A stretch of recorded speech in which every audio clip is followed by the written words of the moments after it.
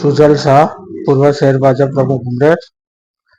કાલે રાત્રે 1:05 થી 1:30 વચ્ચે ભારતીય સેના દ્વારા આતંકવાદના મુંહતોડ જવાબ આપવા માટે પાકિસ્તાનની 9 જગ્યાઓ ઉપર સ્ટ્રાઇક કરી અને 22 જેટલા એમના અડ્ડાઓને ધ્વસ્ત કરવામાં આવ્યા છે.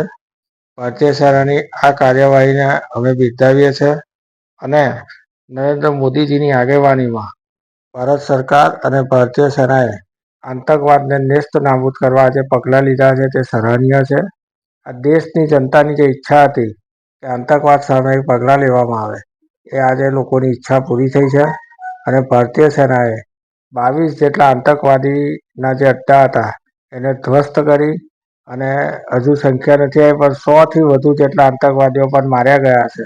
અને પાકિસ્તાનમાં જે અફરાતફરીનો માહોલ છે, આપણે પાકિસ્તાન મીડિયા પર જોઈ શકીએ છીએ કે હોસ્પિટલો ઉભરાઈ ગઈ છે.